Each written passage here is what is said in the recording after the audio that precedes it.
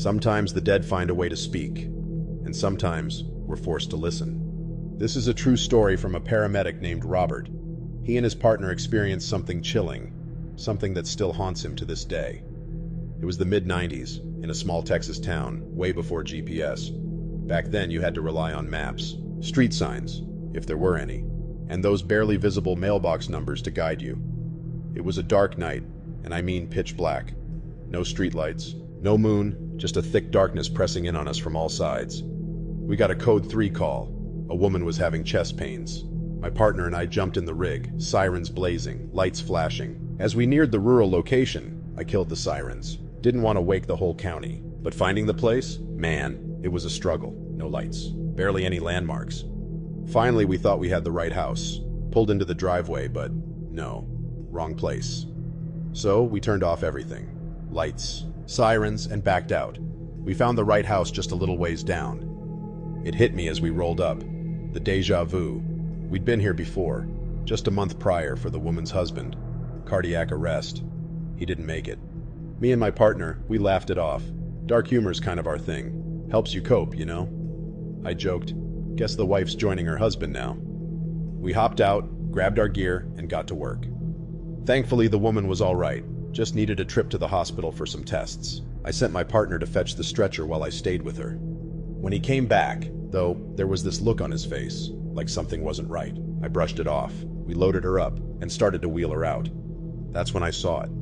The ambulance. It was lit up like a damn Christmas tree. Strobe lights, floodlights, interior lights. Every single light we had was on, and we hadn't touched a single switch. The thing is, they'd shut everything off earlier. No one had turned those lights back on. No one. I asked my partner why he did it, why he flipped everything on like that. He just shook his head. He hadn't touched anything. We both knew it. We both knew we'd killed the lights when we pulled out of that wrong driveway. But now, they were blazing, burning through the dark. I can't explain it, neither can my partner. All we know is we were there just a month ago, and that woman's husband had died in this very same spot. Maybe it was him. A final message, a sign that he wasn't gone after all, watching over her from the other side. Sometimes the dead find a way to speak, and sometimes we can't ignore them. So tonight, be sure to lock your doors and remember, the dead are closer than you think.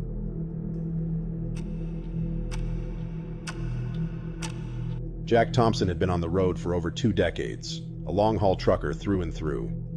He was used to driving alone at night, just him, the open highway, and his rig. But this night was different for him. He could feel it.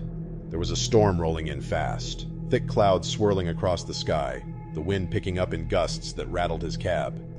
The kind of storm that makes your skin crawl, like something bad is about to happen. He was hauling freight across a desolate stretch of Highway 66, miles of nothing but cracked pavement and long-abandoned gas stations. His radio had been acting up for the last hour, cutting in and out, static turning to faint, eerie whispers. Jack tried to shake it off. He told himself he was just tired. He'd been driving all night after all. But still, there was something in the air, something that made his knuckles turn white as he gripped the steering wheel. Out of the corner of his eye, he thought he saw a flicker of light in the rearview mirror, just a quick flash. He glanced back. Nothing there, just darkness. Jack rubbed his eyes, figuring it was the fatigue messing with his head. But then it happened again. The same flicker, right behind him. He checked the mirror. Again, nothing. That's when he saw her. A woman, standing on the side of the road, soaked to the bone, her dress torn, her hair tangled from the storm. Her eyes, he'd never forget those eyes, wide, filled with fear, locked on his truck as he sped toward her. Without thinking, Jack slammed on the brakes. The truck screeched to a stop, the tires skidding on the wet asphalt. He rolled down the window, rain pelting him as the woman stumbled toward the cab, begging for help. Her car had broken down, she said. She was stranded. Something about her voice, though it didn't feel right. Still, Jack couldn't leave her out in that storm, so he told her to get in. She introduced herself as Clara, said she'd been on her way to visit her family when her car died, but something in her story didn't add up. Her sentences were broken, like she couldn't quite remember the details. Her gaze kept darting toward the road behind them, like she was expecting something to come after her. Jack kept driving, trying to focus on the road, but the storm was only getting worse. The wind howled, the rain hit the windshield like bullets, and his truck, it started to sputter. The headlights flickered once, twice, then went out completely. They were plunged into complete darkness. Jack pulled over, his heart racing. He reached for his flashlight, but it was gone. Just like that. Vanished. Clara's voice cut through the dark, sharp and panicked. "Keep driving," she said, her voice almost pleading now. "We have to keep moving." But Jack was frozen. Something was wrong. Very wrong. The road ahead wasn't the same. It twisted in ways it shouldn't. The familiar landmarks, the old gas stations and motels, they were gone, replaced by things that didn't make sense. Road signs with symbols Jack couldn't recognize, landmarks that seemed to shift in the rain. His GPS, completely fried, showing nothing but random numbers, coordinates that led nowhere. Then came the visions. In the flashes of lightning, Jack started seeing things. Shapes moving just outside his headlights. Ghostly figures, twisted faces that seemed to scream at him from the shadows. Clara had gone quiet, but Jack could feel her watching him, waiting. And that's when it hit him. Clara wasn't some stranded traveler. She was something else entirely. She was one of them. One of the spirits trapped on this cursed stretch of highway, forever reliving their final moments. She wasn't looking for help. She was looking for a way out, by taking him with her. Jack's breath came in shallow gasps. He turned to confront her, but she was already changing. Her face, it was decaying, her eyes hollow, her skin sagging like it was rotting from the inside out. She wasn't a woman anymore. She was something ancient, something hungry. The storm outside grew violent, as if the very road itself was trying to swallow him whole. The truck rocked from side to side, like it was being torn apart by unseen hands. Clara's form flickered, her voice rising to a piercing scream that rattled inside his head. Jack had heard the stories. He'd heard the whispers from other truckers about Highway 66 and its ghosts. He knew what he had to do. He slammed his foot on the gas, the truck roaring back to life as he sped toward the only hope he had left. A diner, one he'd heard about from those same stories. They said if you could make it there, the spirits couldn't follow, but getting there wasn't going to be easy. The road twisted violently, the storm trying to force him off course. But Jack kept his eyes locked on the flickering lights of the diner up ahead, his hands shaking as he fought to keep the truck steady. Clara's wail filled the cab, her form shifting, growing more grotesque with every second. But then, just as Jack's truck skidded into the diner's lot, Clara vanished. One moment she was there, and the next, she was gone, her scream fading into the night. The storm quieted, the air was still. Inside the diner, Jack wasn't alone. The ghosts of other travelers, other truckers, filled the space. Their hollow eyes told him everything. Clara wasn't the first to lure someone off the road, and she wouldn't be the last. But tonight, Jack had survived, barely. When the sun finally broke over the horizon, Jack found himself back on the familiar stretch of Highway 66. The storm was gone, but he'd never forget the horror that had followed him through the night. The spirits on that road, they were still out there, waiting for the next unlucky soul to cross their path. Jack Thompson would never drive that road again, but he couldn't keep the story to himself. He had to warn the others.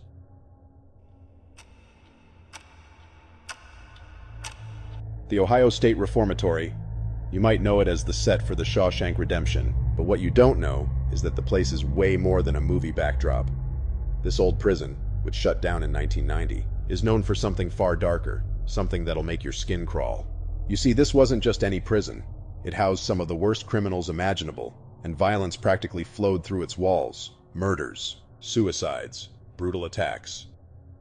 Paranormal investigator Teresa Argy, known as the Haunted Housewife, has spent years exploring the reformatory. And let me tell you, the stories she shares are straight out of your worst nightmare. You can feel the evil as soon as you step inside, Argy says. There's this heavy, oppressive energy, like something's watching you from the shadows, waiting. And then the spirits. One of the most chilling encounters involves a woman who shouldn't even be there. She's believed to be the wife of a warden, accidentally killed by a gunshot while reaching for something in a closet.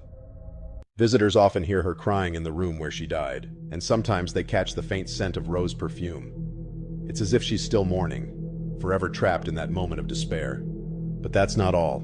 There's another woman who haunts the prison's chapel. People have seen her sitting in the pews, crying quietly. You think you can approach her, try to offer help, but the second you get close, she's gone, just disappears into thin air. Others say they've seen her wandering, a shadowy figure slipping through the halls. And then there's him. This spirit, though, isn't like the others. This one's angry, vicious. When Argy and her team made contact with him through a medium, he lashed out. He was cussing at me, furious, she says, as if the spirit was still filled with rage from his time locked up there. And this spirit, well, he didn't stay behind those prison walls. One day, after a particularly intense session, Argie's partner felt something off. Looking out a window, she caught a glimpse of him in the reflection, a dark figure standing in the background, watching, waiting. She knew right away it was him, the shadow. The spirit had followed them home. They had to call in a paranormal expert to get rid of it, and thankfully, after that, they never saw him again. But who knows what's still lurking in the shadows of the Ohio State Reformatory, just waiting for its next victim. So if you ever visit, just be sure you don't take anything or anyone back with you.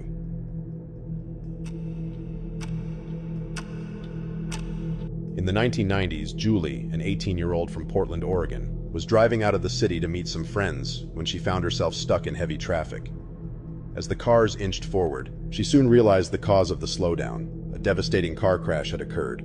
Her heart sank when she saw the wreckage. But what truly sent chills down her spine was when she realized that someone had died in the accident.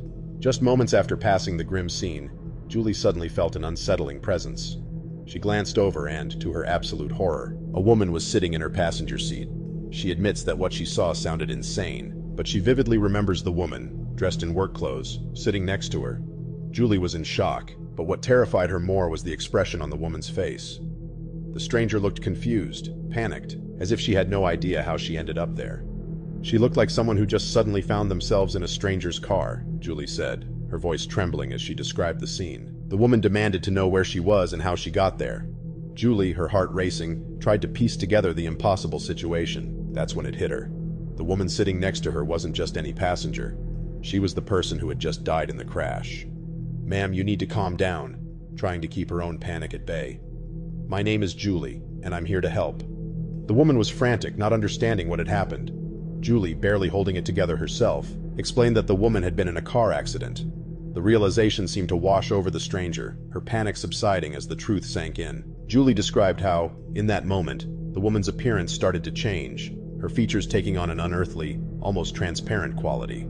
As they drove past a clearing in the trees, Julie, feeling an odd sense of calm, encouraged the woman to look toward the sun. The woman turned her head, staring out the window, her face softening. And then, just like that, she vanished. Julie was left alone in the car, gripping the steering wheel in disbelief. The air in the car still has her smell, as if the presence had left a cold, lingering shadow. She pulled over, shaking, trying to convince herself that she had imagined the entire encounter. It couldn't have been real, could it? But a few days later, everything changed. A local news broadcast reported on the accident, mentioning a trucker who had been injured. As the report went on, they showed a picture of the woman who had died in the crash. Julie's stomach dropped. It was the same woman, the one who had been sitting in her car. It was her. I couldn't believe it. It was too much, too real. To this day, Julie says she's never been able to shake the feeling that she somehow helped that woman pass on. But the terror of that evening still haunts her, the memory of those frantic, ghostly eyes staring at her from the passenger seat. Eyes that, even in death, held the sheer terror of a soul lost between worlds.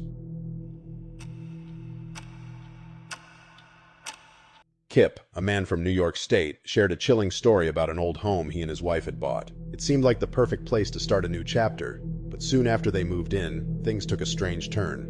One evening, Kip's wife invited her sister and her newborn baby to stay over.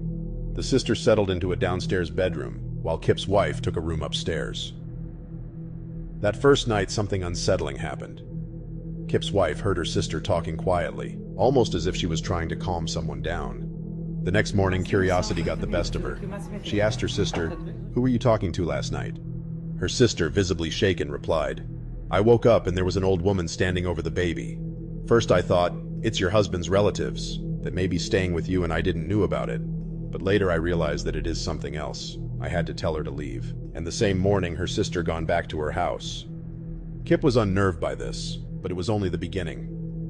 Over the following days, more strange things occurred. A lamp would shift positions on its own, and once the fire alarm went off while his wife was out working in the garden. Startled, she rushed back into the house to find the source of the alarm. It was coming from the same downstairs bedroom where her sister had stayed. When she opened the door, she was hit by something she couldn't explain. For just a moment, the entire room was filled with a thick white fog. It vanished almost as quickly as it had appeared, and the alarm suddenly went silent. Convinced there was more to the house than they'd realized, Kip's wife decided to ask a neighbor about the property. What she learned was chilling. The previous owner had been a 90-year-old woman who tragically died in a fire. That was all they needed to hear. Kip and his wife wasted no time fixing up the house and getting out. They packed up and moved, leaving the strange occurrences behind.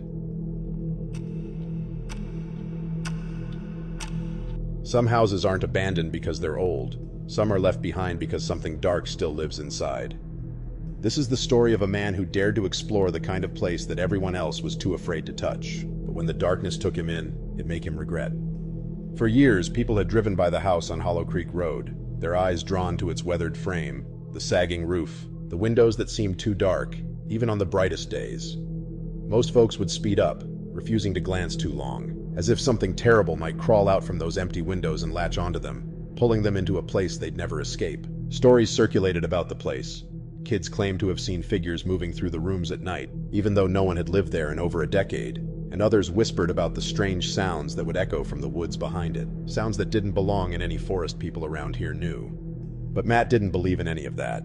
He was the type who scoffed at ghost stories, the kind of guy who thought fear was something you could push past with logic and a little courage. So when his friends dared him to spend the night in the old Hollow Creek house, he didn't hesitate. He laughed, even, grabbing his flashlight and telling them he'd prove once and for all that it was just an old, forgotten house with nothing more than dust and rot inside. It was late autumn when he pulled up in front of the place, the chill in the air sinking into his skin as soon as he stepped out of the car. The wind seemed to whisper through the tall grass, and he swore it almost sounded like his name, though he quickly brushed that off as his imagination. The front door creaked when he pushed it open, the sound splitting the heavy silence inside like a scream. But Matt just shrugged and stepped over the threshold, flashlight cutting a narrow path through the thick darkness that seemed to press down on him from all sides. The house smelled of mildew and damp wood, but there was something else too, something he couldn't quite place. An old metallic scent, like rust, but sharper. The air was heavy, almost oppressive, and every footstep he took felt like it echoed too loudly, like the house was listening, waiting for him to go deeper. He walked through the front room, his light sweeping over peeling wallpaper and broken furniture, the signs of neglect clear in every corner. But there was nothing to be afraid of, nothing living, at least. The hours dragged on, the night colder and darker than any Matt could remember. But he didn't leave. He sat on the floor near the fireplace, the only part of the house that seemed remotely stable, and settled in for the night. He didn't need to stay awake after all, just survive the night, prove his point, and head home in the morning. But that's when the whispers started. At first, he thought it was the wind again, slipping through the cracks in the walls. But no, this was different. The sounds were too close, too low. Voices, faint and distant, seemed to float through the air, slipping between the boards in the floor and the gaps in the ceiling. His flashlight flickered once, twice, then went out completely, plunging him into an impenetrable blackness. He fumbled with it, but it was no use. The light was gone, and the darkness was complete. He stood, the sound of his own breathing filling the silence for a moment, and then a creak just behind him. Slow, deliberate, like someone was stepping carefully across the old wooden floor. He froze, his heart pounding in his chest, every instinct screaming at him to turn around, but he couldn't. His body refused to move, as if something was holding him in place, something cold and invisible. The whispers grew louder, closer, and he realized with a sudden, icy dread that they weren't coming from the walls or the floor. They were coming from inside the house. He wasn't alone. Then, the air shifted. It felt like the temperature in the room dropped by 10 degrees in an instant, and he could hear it. Breathing. Soft, ragged, just inches behind him. He turned, slowly, forcing his body to move against every instinct telling him not to. And there, standing in the doorway, barely illuminated by the thin moonlight spilling through the broken window, was a figure. At first he thought it might be one of his friends, come to scare him. But as his eyes adjusted, he saw it wasn't anyone he knew. The figure was tall, impossibly thin. Its skin stretched tight over bones that jutted out unnaturally. Its eyes, if you could call them eyes, were hollow, deep pits that seemed to swallow the light. And its mouth, oh God, its mouth, was open, wide and gaping, like it had been screaming for years but no sound had ever escaped. Matt stumbled backward, his foot catching on the broken edge of a floorboard, and he fell hard, his back hitting the ground with a thud that knocked the breath out of him. But the figure didn't move. It just stood there, staring, its mouth still open, as if he wanted to eat my raw flesh, still silent. The whispers were louder now, swirling around him, filling his head with words he couldn't understand but could feel deep in his bones, words of anger, of pain, of hunger. He scrambled to his feet, his mind racing, every nerve screaming at him to run. But as he bolted for the door, something cold and sharp wrapped around his ankle, pulling him down with a force that left him gasping. He hit the floor again, and the last thing he saw, before the darkness consumed him completely, was that figure, its mouth slowly closing, a grin spreading across its face as the whispers grew deafening, drowning out everything else. The next morning, when his friends came to check him, they found Matt in a very bad condition. Then they immediately took him to the hospital where he had been for more than 3 months to recover. The house on Hollow Creek Road still stands to this day, empty, forgotten. But those who dare to go inside will tell you the same thing. The whispers never stop. And if you listen too long, you might just find that once the house lets you in, it never lets you leave. Please give your opinion in the comment box about the stories.